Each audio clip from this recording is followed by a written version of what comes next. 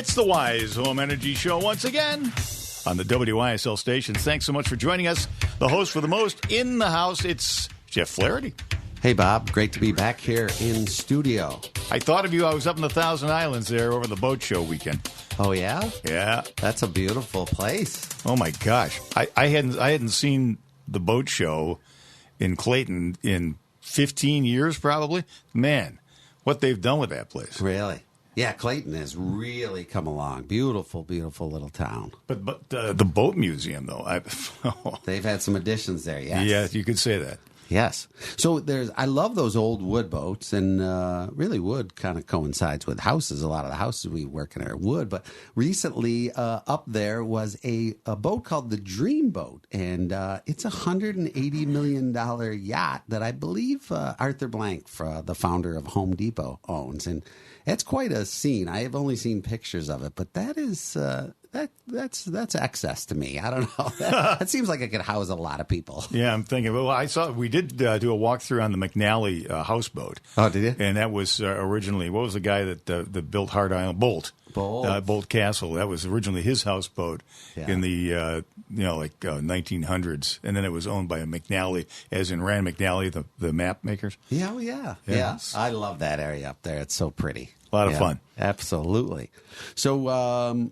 Yeah, we don't get to work on too many houses up there, but I drive around and I see houses that we could fix. I think we got to start a new segment called Tales from the Field, just because some of the stories we get are quite interesting. I just had this lady. We were doing a work scope for her through the Empower Plus program, so it's got some subsidy portion to it, but some of it she had a little contribution herself, and she was a little concerned about that. And we went out, and the state has these calculators that tell us, what it will be approved to install. And it was a difficult job. And a lot of the contribution that she had was really undoing somebody else's poor work. The state doesn't really incentivize because there's no energy savings to removing insulation to go do it right. And she was very concerned about what she was paying for. Was it fair? And so preparation is kind of key to these jobs. And she maybe was asking the questions on the day of install that she could have asked many days in advance that we weren't aware of. And it reminded me of a new build.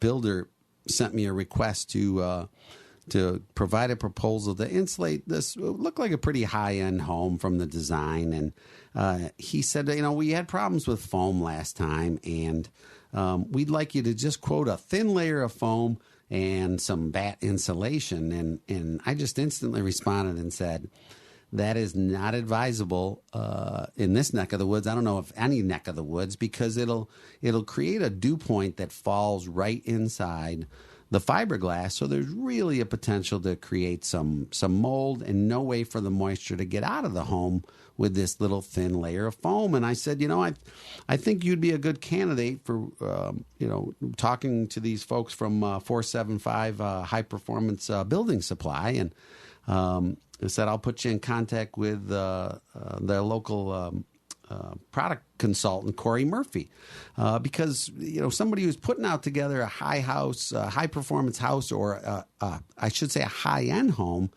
all these fine fixtures and beautiful architecture, but if you don't make the insulation level high end, like, the building will fail. So send them over to Corey, and hopefully they'll connect. And that reminded me that it was time to get Corey back into the show. So we have Corey Murphy here in studio. Welcome, Corey. Yeah, thank you very much. It's good to be here. Yeah, so we had Corey on once before, and I'd like to have him on many times in the future too. Corey, a little bit about your background. Yeah, so, I'm the product consultant for New York State for 475. And in addition to that, I teach both sustainability and passive house design over at RIT in their architecture program. That's awesome. So, yeah, no, it's a great way to mix it up, because you get to cover the academic component, but I'm also doing site visits, presentations with architects, talking to homeowners. So you kind of get to see the whole system as it be. Yeah, and you're training the up-and-coming people that will change this industry for the better. So 475, would you say they're kind of try to do high performance without foam? What would you say their kind of overall mission is? Yeah, I mean, the mission is to raise the standard, right? So whether that's doing trainings, whether that's doing presentations, we do carry materials, so that is a huge part of it. But we also try to focus on just like free consulting. And when it comes to spray foam, there are just better ways to do it that are healthier for the people that live there, healthier for the environment, but more importantly, healthier for that wall. So like, talking about putting a thin layer of foam and some fiberglass bats, that's something I see more and more. Flash and bat is what it's called. Yeah. And, it's all context driven. The materials we put in the wall, it's not like just packing a suitcase, like just get it all in there. If we're talking about a roof with asphalt shingles, the layer that's underneath those shingles, that's probably going to be what I'd call vapor closed. So the goal is keep all moisture out from above, but it also doesn't let any moisture dry to the above. Mm-hmm. So with that layer of closed cell spray foam, well, where does the moisture go? It doesn't. It rots. That's what it does. Yeah, so I think that's one of our big lines, right? We say that things can get wet, but they have to be able to dry, right? And so we're sometimes getting prescribed or somebody tell us to build a wall that on the surface looks like it's going to perform, but if it gets wet and things change over the course of a year with humidity and dew points, and so that wall can get wet, and that layer of foam will prevent that wall from drying out, right? And so that's really one of what I call the magical solutions of 475 is you're really thinking in terms of how to make that wall perform for a long, long time, right? Not just the first 6 months. Yeah, way past the first 6 months. I mean, honestly, every March I'll expect at least a dozen calls from folks in New York State, and it's because they had spray foam installed and there was no drywall up, so they could see that it's separating from the rafters. They can see those gaps. Yes, and foam. The reason why so many folks like it is high R value. Mm-hmm. Nothing else is going to compete against spray foam with high R value, but that it's airtight. And my answer to that is, well, how long is it airtight for? Tends to be about one heating season. And if you have drywall up, that's great. Yeah. But all that it means is that you can't see it. Right. Yeah. And then that little crack, we've seen applications where foam is installed in a little crack on the ceiling in between the joists. The hot, humid air now has a direct path to the roof deck, which is super cold, and it just condenses, and it can rain right out of that little hole. It's amazing.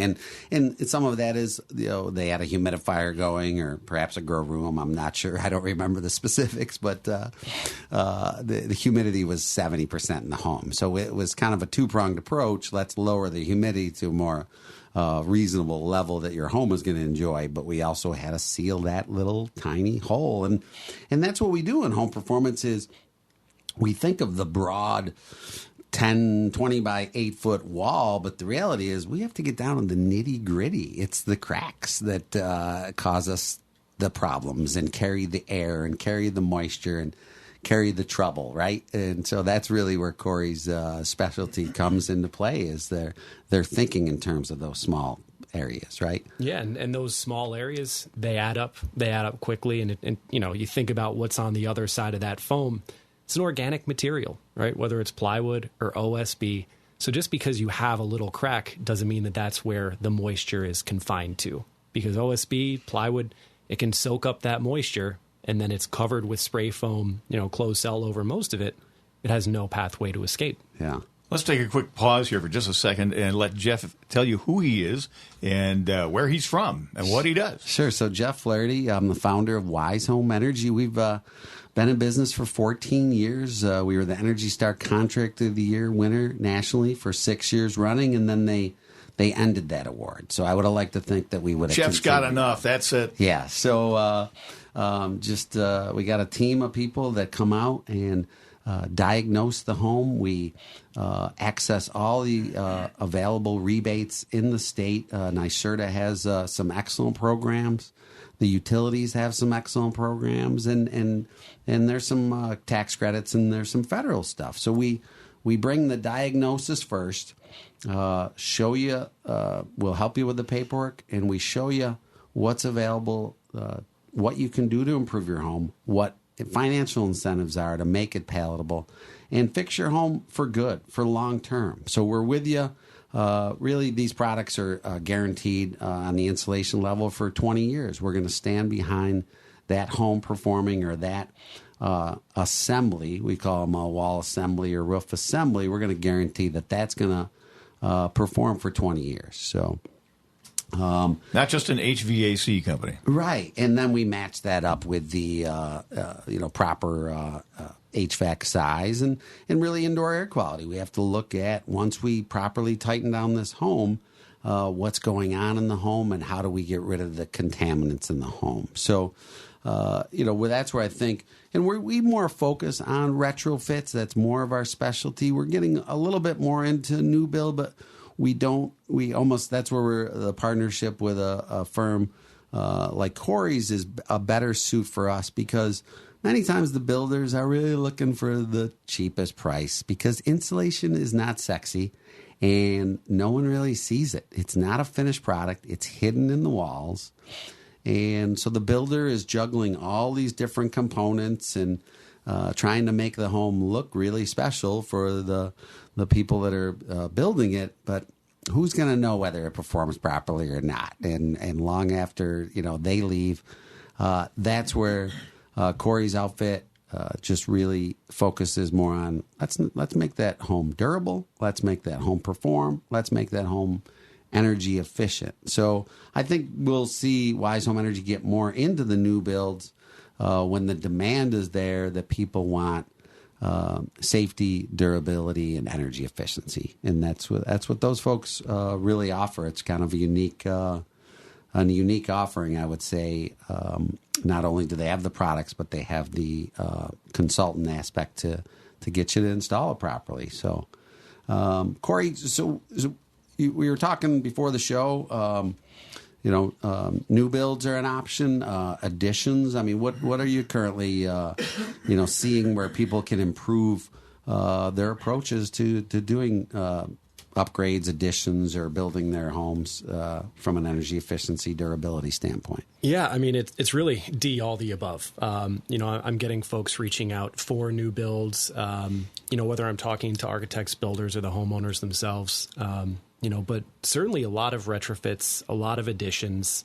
And I mean, if the environment is part of your concern, like, the most sustainable thing you can do is retrofit a current existing house, right? Because that's, how much extra material that's not necessarily going to a landfill anymore. But I mean, I certainly don't discriminate between new builds and retrofits. Yeah. But I mean, yeah, speaking to like something like the cost of a high performance building, I think you hit on a few big things there. As far as how long should this home be expected to be high performance? The insulation's great, but what you're putting around that insulation has a massive impact on drawing out its durability. So, our materials, the end of life for some of them is like 100 years. Mm-hmm. So there's that durability component where we're not just thinking about over the next 5, 10. Like, mm-hmm. We're thinking far down the line. Another thing that you brought up is just like, cost related. A lot of new homes, the idea is like, okay, we're going to have the best, faucets in every single sink. We're going to have the finest countertops in the world. And when you think about how much money you're putting into your envelope, it's a drop in the bucket compared to the interior finishes and, insulation, air tightness layers, like vapor control, WRBs, house wraps, like those get covered up. So they're not exactly sexy. They're more or less just there and kind of forgotten. But the fact is they can do a lot of work for you. They can take a house and just through the walls and the roof, they can make it a self-reliant house. So you're conserving all the energy that you're getting for free, that the people are creating inside, all the heat, and keep it. Yeah. So, the return on investment of having a really nice, thick, insulated, airtight wall that's managing moisture, it's durability, but it's also the kind of thing that, you're not going to have to pay $3,000 to $5,000 a year to heat your home. Yeah. And, well, maybe you put off those fancy countertops and you get them 5 years later with all the money that you've saved. Well, that reminds me of a story. I was at a home show this past year, and there was, one of those famous house flippers, house fixers, and pardon me, I can't recall his name, and he's giving this speech on the stage, and he says, "You wanna make a good investment when you're improving your home or your building, have a blower door test done." I was laughing because I'm the only contractor at the show with the blower door, and he's saying have that done, and things go astray on a remodel, and all of a sudden, the contractor opens up and says this wall's trashed. Insulate this thing properly, and cut your granite countertop. Because the reality is, how long do the colors last in a kitchen remodel, right? 20 years later, you're going to want to rip that out. Well, how long does the style last? Yeah. 10 years later, you're thinking, I wish I did green. Yeah. 10 years after that, what was I thinking? Yeah. And he just said, do this part really well, and think of your savings on what you're saving in energy, and go invest that. And that's your retirement plan. Go invest that savings. Put your money there.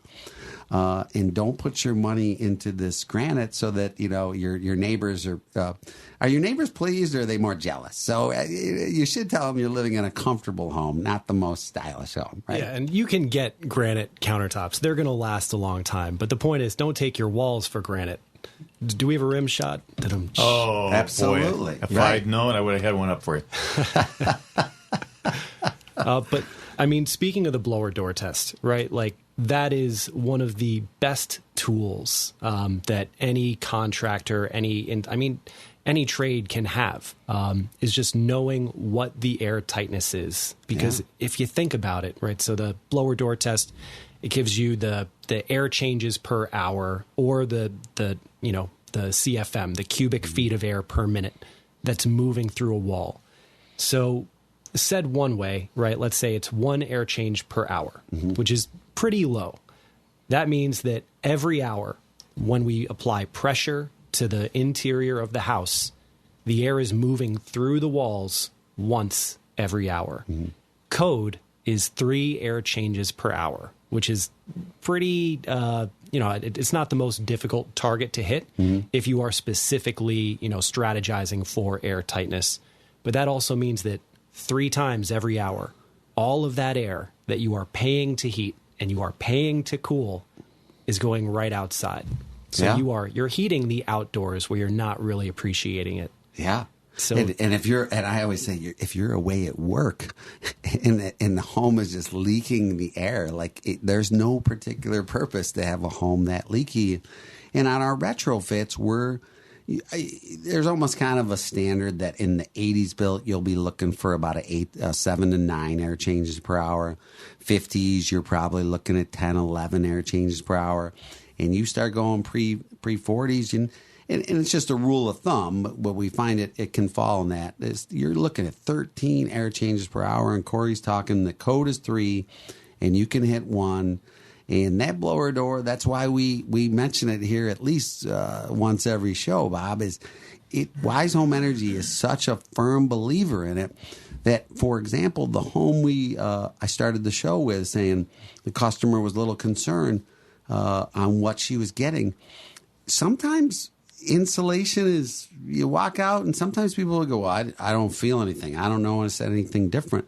That blower door provides us concrete evidence that we did what we said we were going to do. It's kind of like going to the doctor and your blood pressure's high, and we give you a medicine and it takes it down to the right range. You hopefully will feel better, but at least we can prove that we did that. And I encourage other contractors to get that blower door out and not be lazy due to the weight or because they don't want to be held accountable for not performing air reduction. Yeah, don't be afraid of the blower door, right? It's only the end result, like the end all be all, if you're not using it throughout the project to get a sense of how you're doing. And that's why it's such a great tool. Yeah. If you wonder why your heating costs are so insanely high, it's because, you're heating all of the air outside of your home. And so from a cost saving standpoint, making an airtight house, like that is going to get you high performance. But as far as durability goes, if you think about all that air movement, all that humidity that we're generating inside, that's where the moisture that we're talking about with the spray foam, like that's where it comes from. Every shower, every time you throw a pot of water on the stove to boil and you're going to make some pasta, that's all humidity.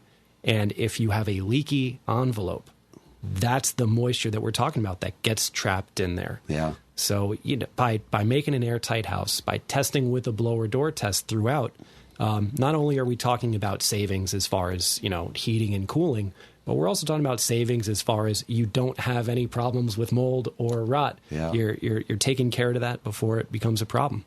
Yeah. And we think of some of the ancillary benefits.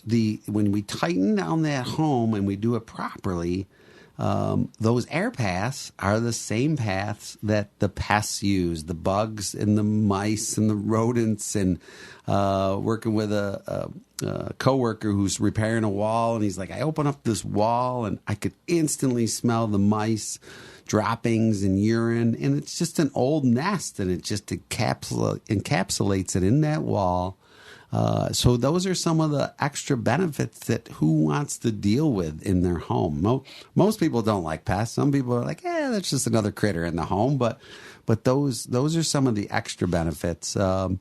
Because for some people, those mouse droppings and urine are an allergen for them. And it's not for everybody, but for some people, it's just not a good environment to live in. So those are just some of the things that we see. Some people call up and say, I have pests, I just come air seal my home because that's what I want to solve. But we know that air tightening the home, air sealing, making a good wall assembly is just good long-term practice for the home, for the customer. And if you're sitting at home and you're hearing us, and we started off saying, foam's not a great solution, and now we're talking about airtightness. So well, how do I make an airtight house without foam? Because I thought that was the way to do it. Mm-hmm. Well, foam can make a house airtight temporarily, I would argue, but it's not very durable. So the materials that you use, the steps that you take, the strategies that are used to assemble your walls and your roofs and make sure that it's connected all the way through, that's where we come in. Yeah. That's the materials that we carry, but, stepping outside of my role at 475 and thinking about more my role at RIT, like that's what we're teaching. How do we make sure that our walls can be airtight and can still dry? And that's what high performance materials are designed to do, and that's what they do in reality. Yeah. So what's how does somebody get a hold of you, Corey, or your company? What's the contact information? Oh, yeah. We have a website. We have lots of free resources, ebooks that you can download, give to an architect, give to an engineer. We've got a whole blog series on foam fails. Surprise, surprise. But yeah, the website is 475.supply. And you could always just send me an email. It's my initials, CM at 475thenumbers.supply. Beautiful. So, real quick, let's just jump in here too. There's a lot of talk about the blower door during this program, and that can be paid for through NYSERDA, yes? Through their through their income-based programs. They have 2 income-based programs. It's all called Empower Plus. That does include the blower door. Then at the what we call the market rate level, where anybody can get a no-cost assessment, Wise Home Energy believes in that blower door test so much that we now add that on for reasonable size houses. We're looking at probably 2,500 square foot or lower. We're going to add that on at no cost. So the blower door, as Corey said, it'll tell you the air change per hour with a calculation of that blower door, but it can, there's added on tests that we can do with zonal pressures, cantilever floors. We can determine how leaky they are to the home. So there's some extra tests we can do. We can discover how leaky ductwork is that is not in the envelope, if it's up in the attic or down in a vented crawl space. So there's extra tests that sometimes we might have to charge for because, honestly, with all the tests you can do in home performance, we could probably start at 7 in the morning and we could probably stay there till 5 at night, right? So we have to pick and choose the right tests. Similar to if you go to a doctor and say, I have a problem with my eye, you don't want them checking out your toes. You want them to go focus right on the problem. And sometimes we don't know what the problem is because the customer says the problem is high energy bills or comfort issues. We have to kind of use our experience to delve in and dial down and do the right test that particular home needs. Comprehensive approach, and there's a wealth of information on this program. You can get the podcast if you missed part of it at WYSL1040.com. Give them your contact information. That's important. It's wisehomeenergy.com. Give us a call, 585-270-5836. You can call or text. Start the process. It's just a conversation. We need to figure out your goals. We'll match those up and tell you if we can help you get to those goals you have for your home, for your comfort and your durability. You want to have a lasting solution, not just, I'm feeling chilly or I'm feeling hot. So let's make the air conditioner or the heater bigger. Right. We want to properly size it. We want to do a well thought out plan before we start any project. All right. How long you been doing this? 14 years and 3 months and 4 days. By the time you hear this program, that may have changed. All right. 270-5836. Don't be cold or hot or humid or uncomfortable in your home. Pick up the phone and call Wise Home Energy, 585-270-5836. Gents, thanks so much for being on the program. We'll see you next time on the Wise Home Energy Show.